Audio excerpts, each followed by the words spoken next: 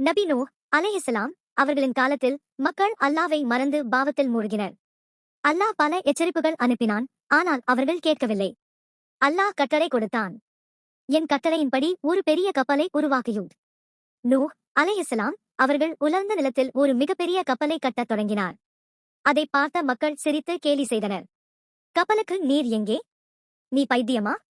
ஆனால் நூஹ் அலைஹிஸ்ஸலாம் அவர்கள் பொறுமையாக தொடர்ந்து கட்டினார். கப்பல் தயார் ஆனபின் அல்லாஹ் கூறினான், விசுவாசிகளையும் ஜோடி ஜோடியாக மிருகங்களையும் தேவையான பொருட்களையும் கப்பலில் ஏற்றுமாறு. அந்த விசுவாசிகளில் ஒரு மூதாட்டி இருந்தார், உண்மையாக அல்லாவின் நம்பிக்கை கொண்டவர். அந்த நாள் வந்தது. வானம் திறந்து மழை பெருவெள்ளமாக கொட்டியது. நிலத்திலிருந்து நீர் பீரிட்டது. கிராமம் முழுவதும் நீர் சூழ்ந்தது. விசுவாசிகள் அனைவரும் கப்பலில் ஏறினர். அந்த அவசரத்தில் அந்த மூதாட்டியை மறந்துவிட்டார். கப்பல் கடலின் நடுவில் மிதந்து செல்லும்போது நூஹ் அலைஹிஸ்ஸலாம் அவர்களுக்கு திடீரென அந்த மூதாட்டி நினைவுக்கு வந்தார். அவர் கவலையுடன் நினைத்தார், ஒரு விசுவாசியை விட்டுவிட்டேன். மாதங்கள் கழித்து அல்லாஹ் நீரை குறைத்தான். நூஹ் அலைஹிஸ்ஸலாம் அவர்கள் கப்பலில் இருந்து இறங்கி ஊருக்குச் சென்றார். அவர் பார்த்தார், அனைத்து வீடுகளும் அழிந்துவிட்டது.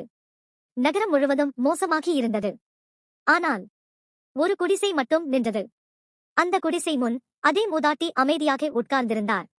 நூஹ் அலைஹிஸ்ஸலாம் அவர்கள் கேட்டார், நீங்கள் எப்படி காப்பாற்றப்பட்டீர்கள்? அவர் சிரித்துக்கொண்டு சொன்னார், எனக்கு வெள்ளம் வந்ததே தெரியவில்லை. என் வீட்டைச் சுற்றி ஒரு குளிர்ந்த வெள்ளை பனி போல இருந்தது. அல்லாவின் கருணை என்று நினைக்கிறேன் நூஹ். ஆம், அது அல்லாவின் பாதுகாப்பு.